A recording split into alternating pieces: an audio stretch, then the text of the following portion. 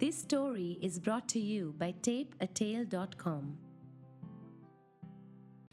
New Year's Eve पे मैं ज्यादातर कुछ भी नहीं करती, लेकिन इस बार जो मेरे साथ हुआ वो शायद कभी कोई भी प्लान नहीं करता। 31 दिसंबर को मेरे डैड का कॉल आया और उन्होंने कहा कि मेरी मॉम को एक पैनक्रियाटिक अटैक हुआ है और वो उनके साथ हॉस्पिटल में है और उन्हें आईसीयू में शिफ्ट किया जा रहा है।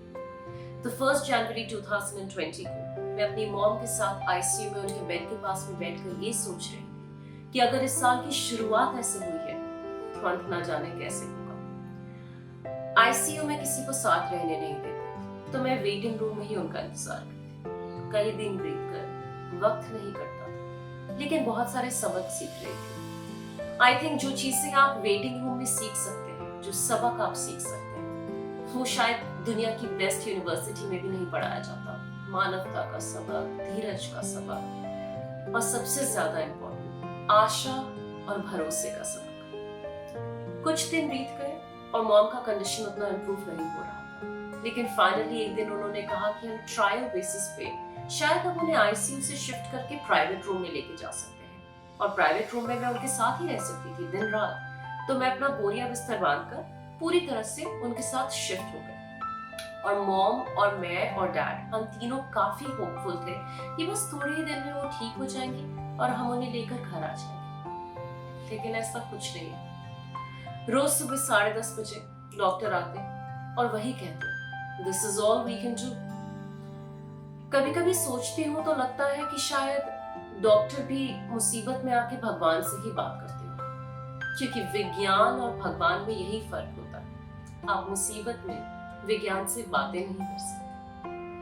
मैं काफी समय हॉस्पिटल में बिताने लगी थी। मॉम रोज कहती थी कि उन्हें घर जाना है, लेकिन डॉक्टर रोज कहते थे कि उनकी हालत अभी इतनी भी ठीक नहीं हुई। देखा जाए तो मेरी सारी बीमारियां साइकोसोमैटिक होती हैं, यानी कि स्ट्रेस और टेंशन से उत्पन्न। मैं इतना ज्यादा हॉस्पिटल में रहने लगी थी, इतनी ज्यादा स्ट्रेस और टेंशन में थी, तो कहीं ना कहीं मेरी खुद की तबीयत भी ठीक नहीं रहने लगी। तो उस दिन मेरे डैड आए और उन्होंने कहा कि तुम कुछ ज्यादा ही समय यहाँ पे गुजार रही हो। जब से आई हो एक रात भी घर पे नहीं सोई।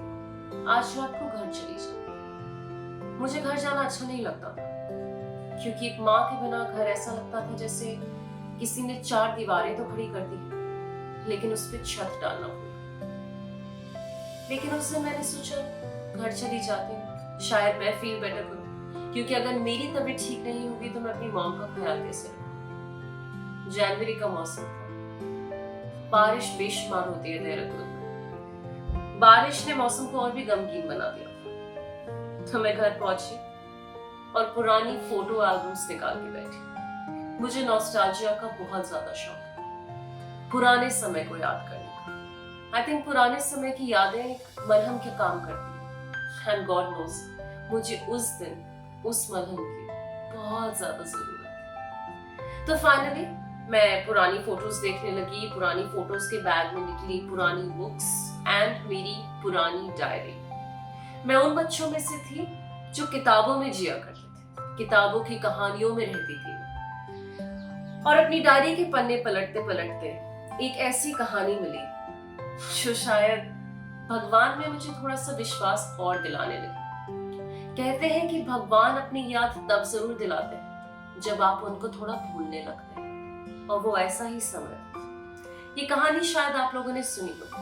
ये कहानी है उस गांव की जिस गांव में सूखा पड़ जाता है। गांव वाले सब कुछ करके देख लेते हैं, लेकिन बारिश नहीं होती। एक ऐसा समय आता है जिसमें पशु मरने लग जाते हैं, पक्षी मरने लग जाते हैं और फसल भी नहीं उग रही होती। तो उन्हें समझ में नहीं आता कि वो लोग क्या करें। फाइनली गांव के मंदिर में पुजारी कहते हैं कि ऐसा करते हैं, सभी गांव वाले एकजुट होकर आरती करते हैं, लेकिन आरती के समय हर कोई एक ऐसी चीज लेकर आना जो आप भगवान को समर्पित करना चाहते हैं, भगवान को चढ़ाना चाहते हैं। तो गांव वाले अलग अलग किस्म की चीजें लेके आए। कोई पैसे लेकर आया, कोई फल लेकर आया, कोई फूल लेकर आया, लेकिन एक छोटा सा बच्चा सबसे अनोखी चीज लेकर आया। वो बच्चा एक छाता लेकर आया। और इसे भगवान का चमत्कार कहिए या विज्ञान का चमत्कार, उस आरती के अंत में उस गांव में बारिश जरूर हुई। ये कहानी पढ़कर मैं मुस्कुराई, और सोचा कि अभी तक मैं बचपन की तरह किताबों की इस आइडियलिस्टिक दुनिया में क्यों जीती। सो गई। दूसरे दिन सुबह उठी और फिर से जाने लगी हॉस्पिटल। अपने कपड़े पैक करने लगी। कपड़े पैक करते करते सोचा क्यों ना मम्मी के लिए वो सलवार सूट पैक कर लूं जिसको पहनकर मैं उन्हें घर लेकर आना चाहती। हंसी अपने आप पर जरूर, लेकिन उनके कपड़े पैक कर लिए। कपड़े, जूते, जो जो उनको पहन के घर वापस आना था, सब कुछ मैंने साथ में पैक कर लिया। ठीक 10:30 बजे मैं हॉस्पिटल पहुंची। डॉक्टर फिर आए हुए थे। डॉक्टर ने वही कहा, this is all we can do, but there is an improvement in your mom's condition. शायद उनकी विल पावर स्ट्रॉन्ग हो रही, उनकी आशा, उनका भरोसा, उनका विश्वास बढ़ रहा, और शायद 2 या 3 दिन में हम उन्हें डिस्चार्ज कर सकते हैं। कुछ दिन बाद हम मॉम को लेकर घर वापस आ गए, उसी सलवार सूट में। आज मॉम रिकवर कर रही है, बेहतर होती जा रही है समय के साथ, और मैं कभी कभी इस बारे में सोचती हूँ तो समझ नहीं आता कि वो क्या था। वो मेरी आशा थी, मेरा विश्वास था, मेरा भरोसा था, विज्ञान का चमत्कार था। लेकिन एक बात जरूर जानती कि भगवान के भरोसे मेरी उन 4 दीवारों पे एक छत बनने लगी है, और उस छत तक की सीढ़ियां किताबों की कहानियों से